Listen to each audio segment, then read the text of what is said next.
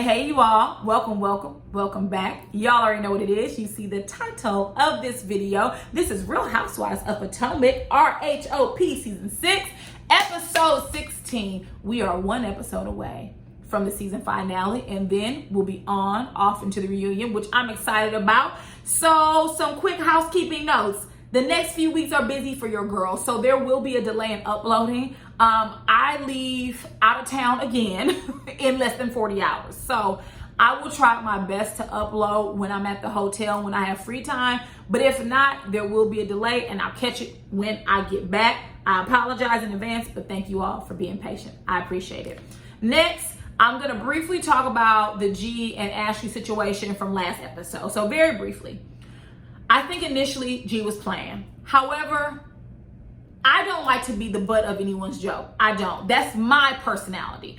I don't like when people joan and all that, because to me, when you joning or when you shading people, you just talking about somebody, honestly. And you just saying it with a smile, you saying it in the cute way. I'm not for that, for real. So when I want to be left alone, I want to be left alone. I do think Ashley was putting 20 on 10. It didn't have to escalate to that level. But when she told G, listen, I'm not bothering you. I'm over here, you're over there. And his response was, so?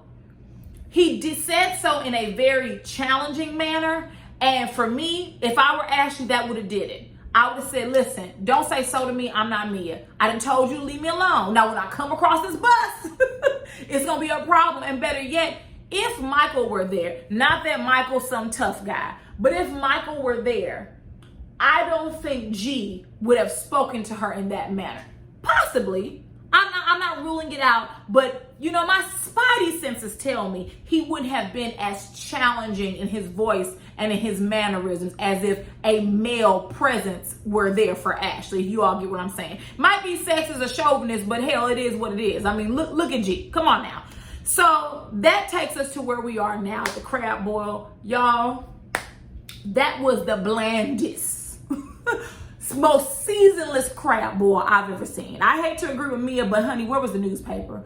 Where is the butter sauce? How do I dress, in the words of Nene, in my fine Versace, and I got butter dribbling down my chin? No, ma'am. Like, that was not a crab boil that I would go to. It's a little too fancy smanchy for a crab boil, in my opinion. But anyways, I found it odd that Ashley asked Eddie, had he spoken to his mom. I don't know if there was something edited out, but Ashley, of all people, why are you asking that? Why is it your business and why do you care? You don't even for real like Wendy like that. Well, didn't you say a few episodes ago that you weren't going on the trip for her? It was because you want to be a throuple with Robin and Gizelle. Okay, so let's not pretend like you care. Ashley's being really messy, and honestly, it's because she doesn't have a storyline. So her job is to stir the pot, and I'm not here for it. If she doesn't bring anything to the table, which she doesn't, then she shouldn't be on this show, in my opinion. Just as a tiny old viewer of the show, she brings nothing, so she shouldn't be here. Anyways, Eddie basically said that he talked to his mom a few weeks ago. The door is cracked. It's not open, but it's cracked. And that she did ask how the family was. Listen, I don't know what went on between Wendy and his family. I don't know if I too much care. What I will say is this, and I'll say it in my Beverly Hills recap as well. Life is too short for this BS. If someone didn't steal from you or harm you in a particular way, you have 3 grandchildren, mother of Eddie. I don't know her name, but these are your grandchildren, and they're going to grow up knowing that you dislike their mom, and because you dislike their mom and other grandmother, that you treated them differently from all their other cousins. Ask me how I know. And they're not going to be too fond of you. Ask me how I know. I've been in a similar position, trust me. And it is not fun when you as a kid are discriminated against because the mother can't stand your mom or whatever it may be. So if for nothing else, do it for the grandbabies. And if you can't act right, then maybe it's best that you are out of their lives. Anyways, G had went inside because it was cold, and I knew it was cold. 1, based off what they were wearing, but then 2, I saw Chris, drunk ass, over there by the fire. Now he has alcohol by an open flame, sitting there drinking and rubbing his hands together. Wendy, you ought to be ashamed of yourself. I saw Chris. I said, what is that nutcase doing? You have alcohol by an open flame. Chris, come sit down. Come sit down, baby, okay? So G comes back outside and he makes a joke like, oh, I'm so glad I'm here. You know, I could be doing other things like sleeping. I didn't even catch that he was nudging Ashley, which, once again, G, the woman is bothered, okay? For whatever reason, she's bothered. Leave her alone. You hear a scholar say something like, girl, don't bring sleeping into this, honey. You don't get Ashley started. Here comes Gizelle. G, why are you doing this basically after it was an issue? And he says, well, I'm joking. I'm having a good time. Aren't I supposed to have a good time? Like, are we not supposed to be having fun? And Ashley says, well, it was an issue. No, Gizelle says, it was an issue. And he said, what's an issue? And Ashley said, the issue where you wouldn't leave me alone on the bus. Ashley, the commentary about G from you is extremely rich. Shout out to Wendy. Because your husband is a creep. And your husband doesn't know how to leave people alone now, does he? And see, I read that excerpt from, Not All Diamonds and Rose. I read that excerpt about how Gizelle said he had been grabbing men's behinds before and they ain't mentioned on the show. So it's very rich of you to have criticism and critique for someone else's husband when your husband's a little predator. Yeah, whatever, Ashley. Anyways, so then G started pretending like he didn't know what Ashley was talking about. He was like, what are you talking about? What bus? When? Where? What happened? Right? He was being a little agitator. And Ashley says, the bus we were on, she was like, do you have amnesia? You got Alzheimer's? What's happening here? Now, I just want to make this point. Had that been Candace who joked around or was shading someone based on dementia or Alzheimer's, you all would have had her hit on a pitchfork. But I noticed the Potomac audience, they were mainly silent when it came to Ashley. I just wonder why. I wonder why that they were silent with Ashley and not Candace. But okay. So Mia calls her out. She's like, you know what? That's not okay. You two are also married to an older man. You shouldn't even play around with anything like that. And once again, I agree with Mia. That's not an illness or a disease that you make fun of, right? Because anybody can get it unexpectedly. I don't think anyone wakes up thinking, oh, when I get older, I might have dementia or whatnot. It happens. And from what I know, not only is it a debilitating disease, it's awful to watch your loved one go through that, right? So, no, it's not anything to joke about. Here comes Ashley. Well, I'm not ageist. I would have said it to you. Ashley, you always have an excuse for your behavior, right? You can body shame. You can be ageist. You can gossip. You can stir the pot. But if anyone else on the cast who happens to look a certain way does it, you're down their throats.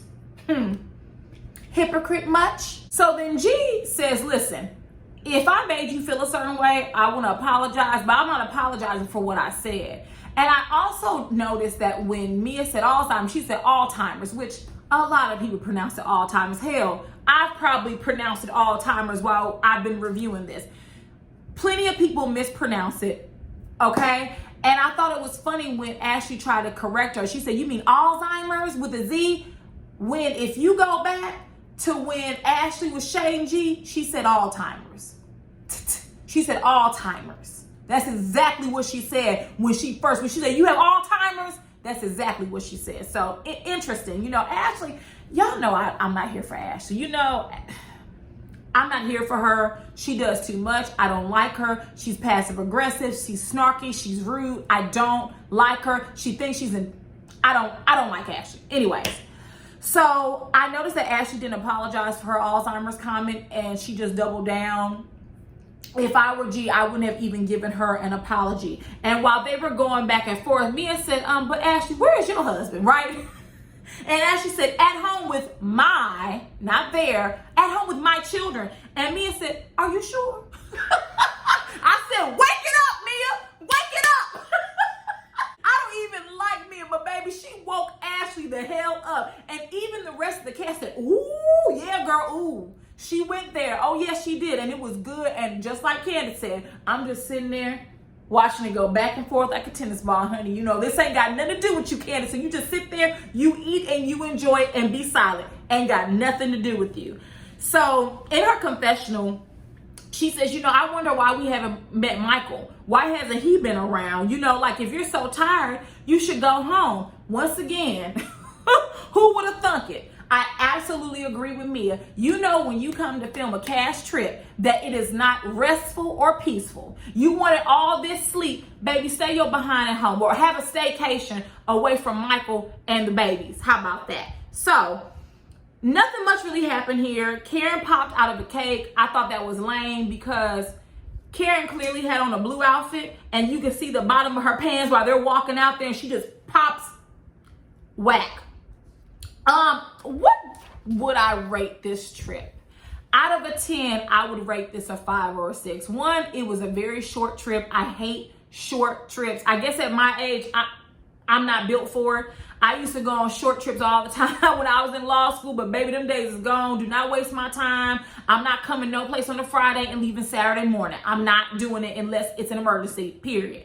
But overall, it was a 5 or a 6. The accommodations were just okay. They didn't really do anything fantastic. They went on a boat ride. They had a bland crab boil, but you know, Wendy tried her best. Moving on. Next, we get to Karen's wedding invitations. Oh, by the way, that's another thing that bothered me. They kept referring to Karen, oh, you know, by this time, next week or whenever, you're going to be a bride. No, she's not going to be a bride. Karen is married. She's been married for a long time. They are renewing their vows. Nothing is wrong with it, but she is not some fresh new spring bride. Let's stop saying she's going to be a bride. No, ma'am. She was a bride and she's a wife.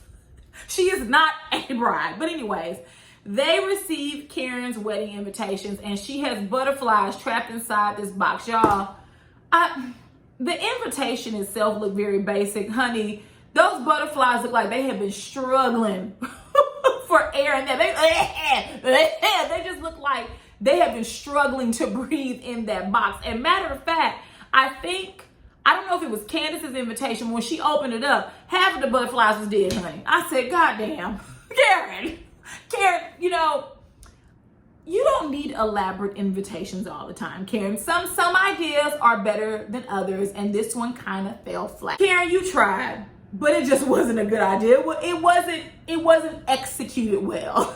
Moving on. Next, we see Mia and G. After they open up their wedding invitation from Karen, which was a fail, they talk about her mom, and apparently their worst fears had came to fruition because they talk about how they were worried during their trip about her mom watching their children.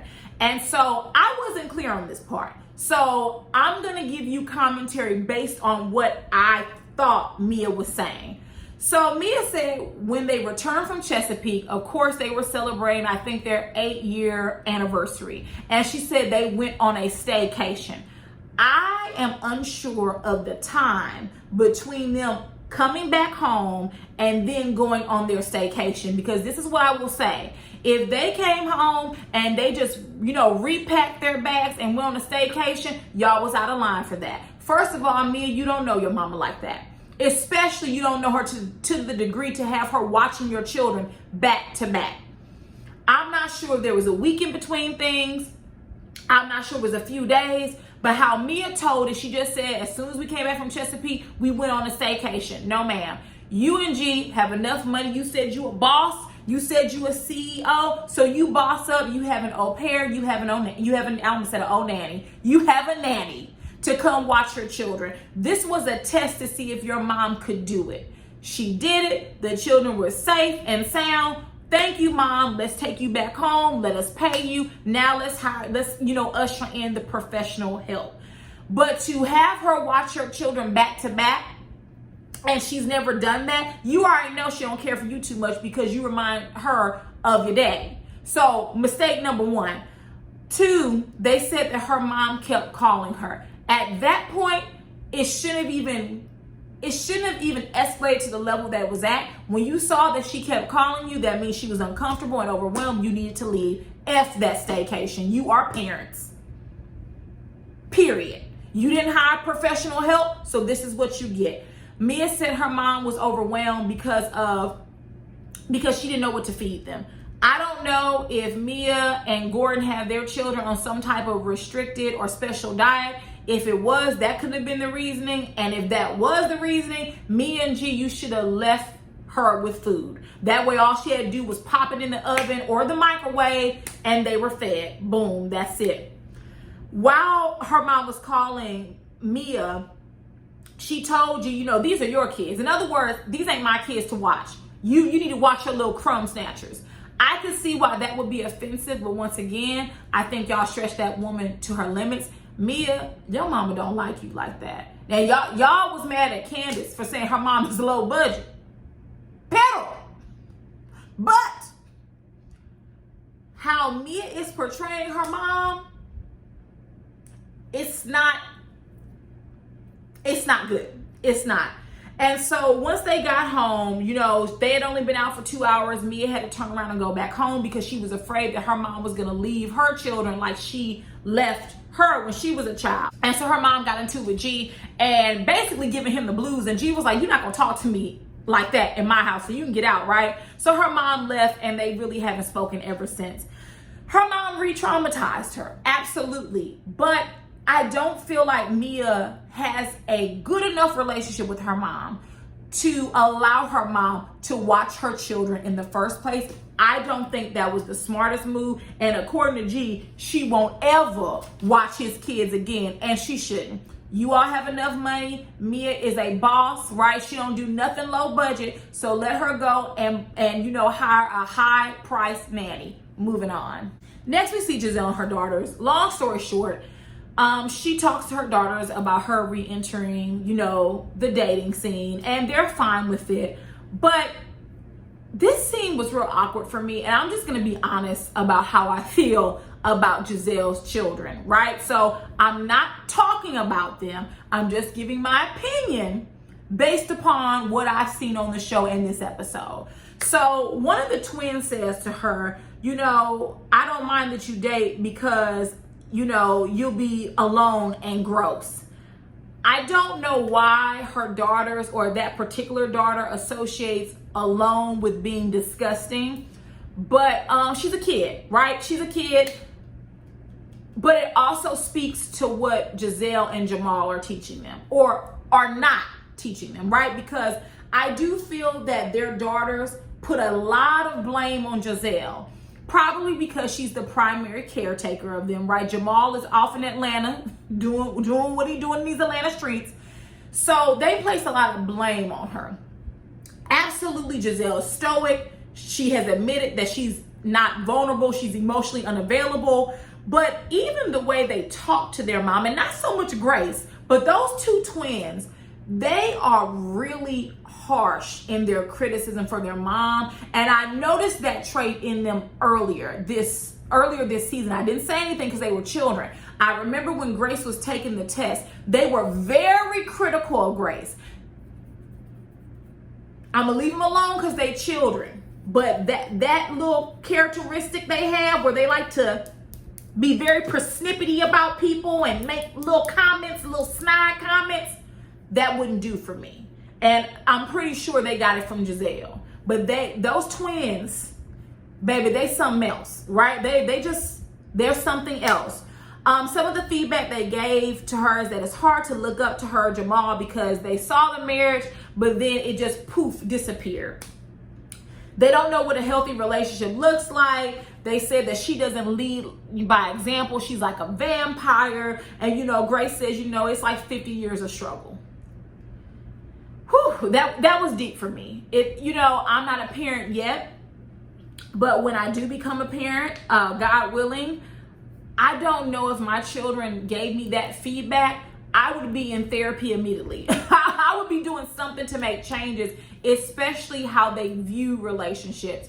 Because Jamal and Gizelle probably haven't given them an example of what a healthy, stable relationship looks like. And that's unfortunate because children are definitely impacted by how they are raised and what they see and experience around them. And based on from a relationship perspective, they haven't seen anything healthy. And I feel bad for them. And I feel bad for Gizelle because I wonder what has occurred to her as she was growing up as a child that has made her enter into some unhealthy relationships, right? So that's just kind of where my mind goes on that. Moving on. Next, we get to Ashley. She's going to visit her therapist very quickly and succinctly.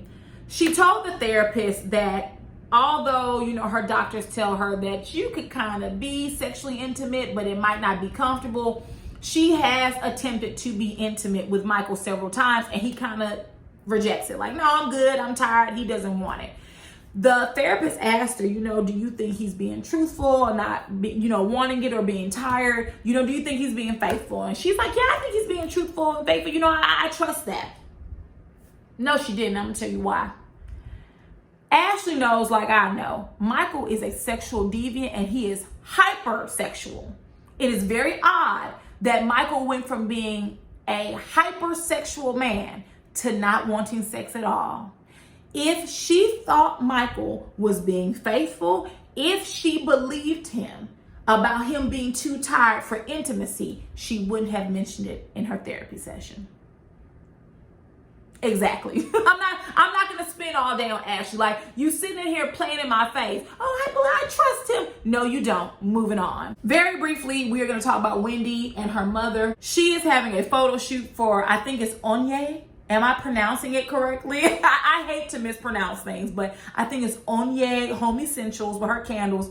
I did try to order candles from Wendy, I think yesterday, and all of them were sold out except for the Onye candle. And I didn't really want the Onye candle, so I did not order it. So once she restocks, I will proudly order one or two because they are $45 a piece. So Wendy, they better smell good. And I will proudly review it because I am a lover.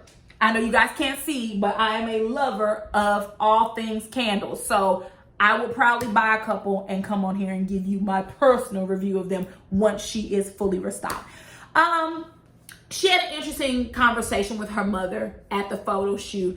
They began the conversation because her photographer is actually an engineer, but he does photography. I think her mother asked him, she said, you went to school for photography? And he was like, no, I'm an engineer. She was like, oh, she kind of perked up like, oh, good.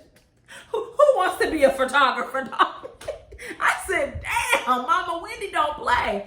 But Wendy was telling her, I often wonder what my life would look like had I just chased my dreams, and obviously Wendy is into home essentials. I think she said that she's into home decor. And her mom was like, listen, I did a great job because you wouldn't be where you are, Real Housewives, PhD, Onye Essentials, without me parenting you the way that I did. So no, I don't have any regrets. And Wendy said, I accused my son of something that he didn't do. And I apologized, and I thought about how you've never apologized to me. And so Wendy's mother got upset and was like, that's not true. I've apologized several times, and she stormed off, right? So here's the skinny of it, right? Wendy, I don't know what it would look like for you had you fulfilled your dreams, whatever they were, right? But you would not be here on Real Housewives if you did not have your PhD, your 4 degrees, if you were not a political commentator, you would not be here. Your journey led you to Housewives, and Housewives has allowed you the financial stability or the additional finances, right? The discretionary income to start a home essentials business. So maybe your mom didn't get it right all the time, right? And not just Nigerian parents. I think there's a lot of Black parents that feel that way. Listen, I may have not did everything right, but hey, you're here, you're successful, no regrets. It's not right. But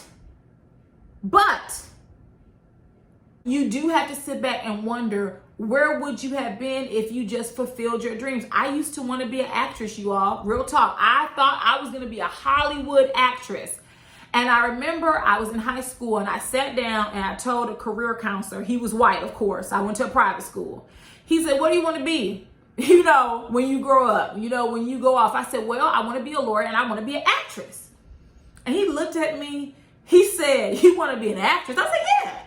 He said, he started reading off all these statistics, and he said something like only 5% of people actually make it to Hollywood and actually are successful. And he said, then you're a black woman, so the chances for you are even less. I'm not lying. That's what he said.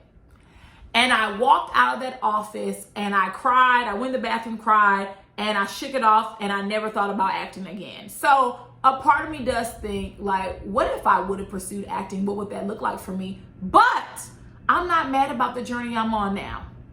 And sometimes, although it's not right, your parents make mistakes. And I absolutely agree with Wendy's mother. There is no rule book or playbook for parenting. You kind of do that shit off the cuff.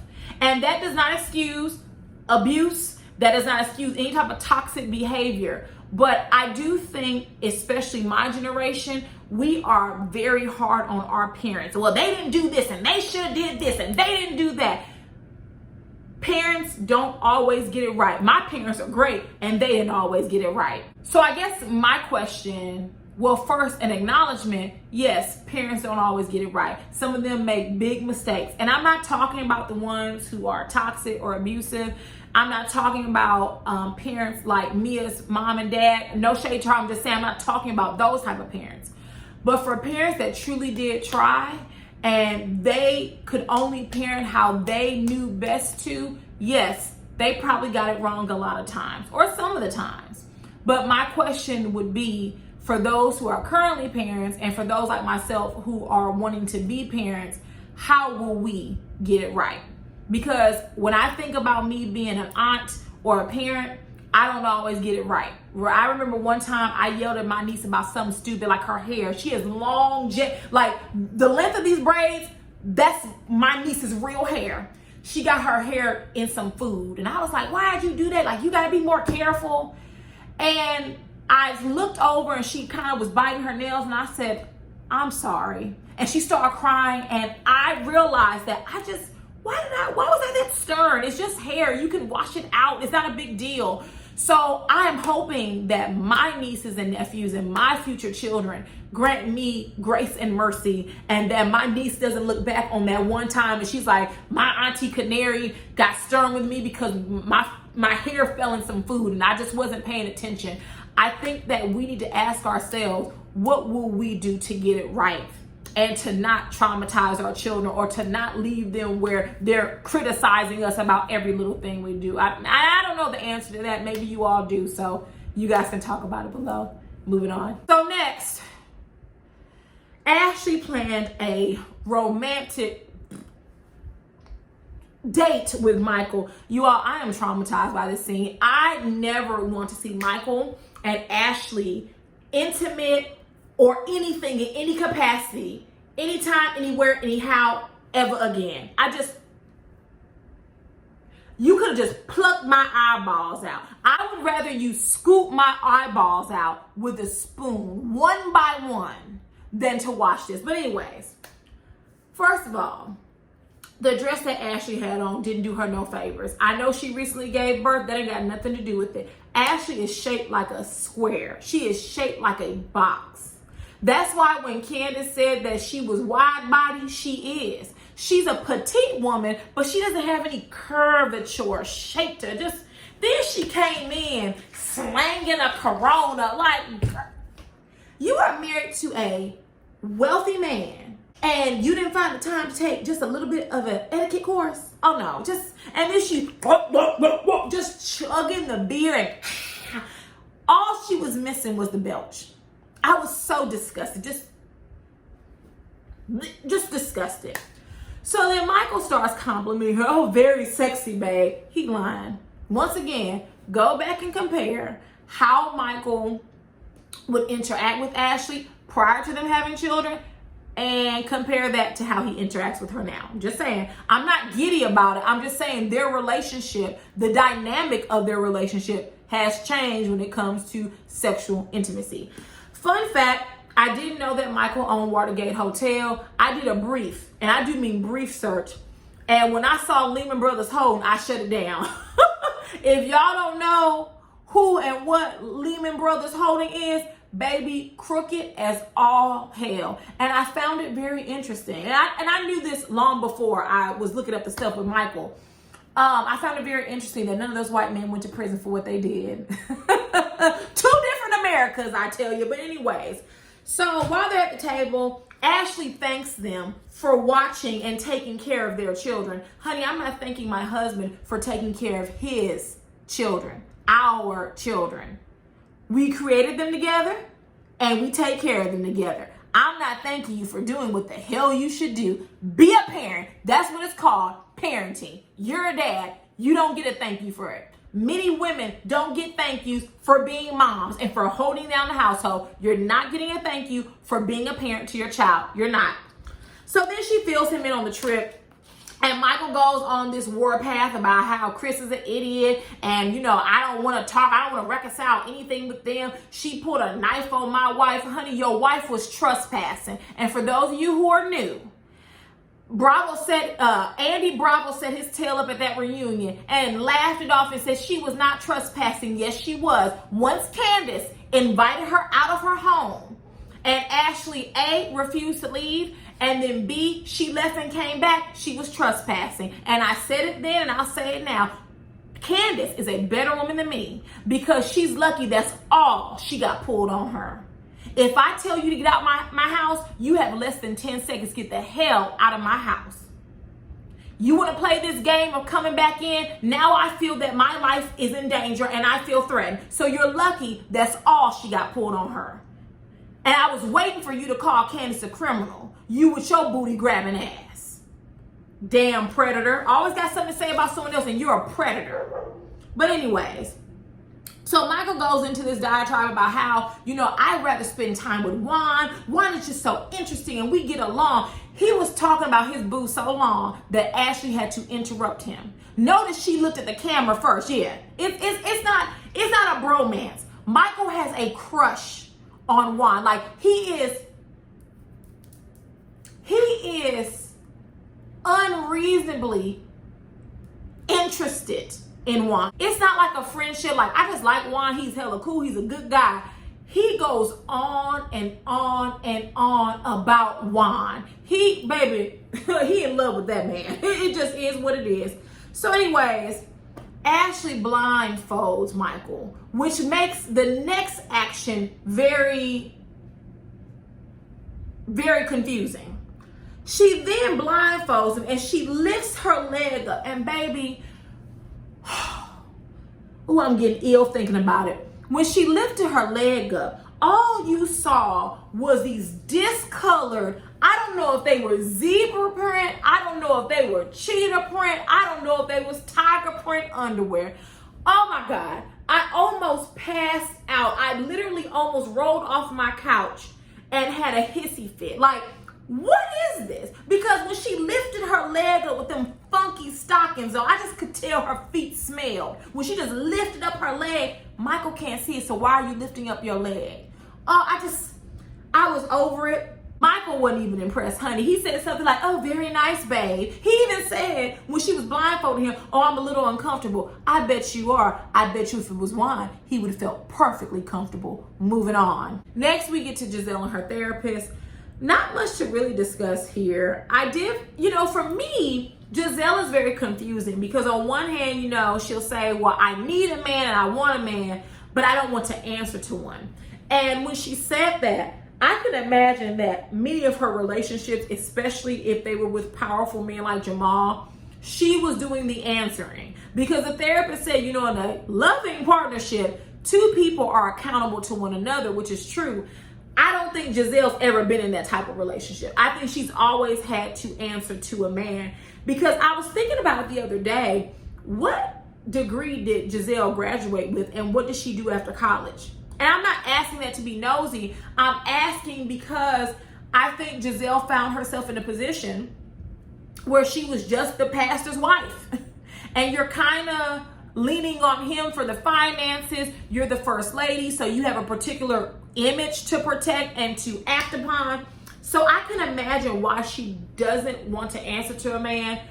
But the more I hear Gizelle talk, I don't think she wants to get married again. And I don't think she wants to be in a traditional relationship, but she's conflicted because she has her daughters who are watching her and she wants to give them the experience of seeing her in a healthy, quote unquote, relationship.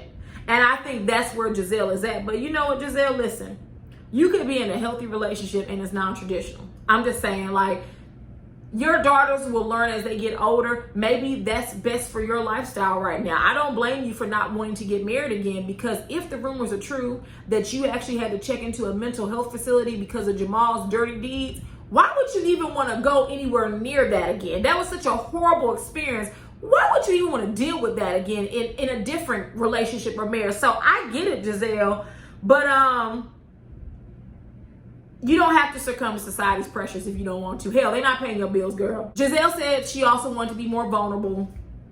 And she says that she's always just been emotionally tough. And I would disagree. I don't think she's emotionally tough. I think Gizelle has just learned to be very stoic, which in real life, I'm very stoic, you know, and part of that is a defense mechanism because I'm just not vulnerable with anyone. I definitely wasn't vulnerable or emotionally available with every man that I dated or was in a relationship with. And some of them suffered because of that. But I mean, I don't give a damn because I found the one that was supposed to be for me. And I'm vulnerable with him because he has given me a safe space to be vulnerable. I don't feel like everyone deserves vulnerability. Now, I'm saying her kids deserve it, but I'm just saying not every partner or person or man or woman that you date or you're with, they don't always give you that safe space. And so for me, I was always very protective of myself, watching many of my friends get played by men, get done dirty. And I was like, I'll be damned if I'm gonna get done dirty, because I know my temperament. I'll be in jail someplace. I've been to burn the whole building down. So no, ma'am, I can't go through that type of pain. But be that as it may, I think the steps that Gizelle is taking, like she's listening to her daughters, she's seeing a therapist. Hopefully in real life, Gizelle continues with this therapy because it's not just to help her get a man. This is to actually help heal her, and that will make her relationship a lot stronger with her daughters. So if there is nothing else, that's all I have for this episode of Potomac. Let me know what you all thought about the episode, and I will see you all later. Beverly Hills is next. Bye. Mwah. See you later.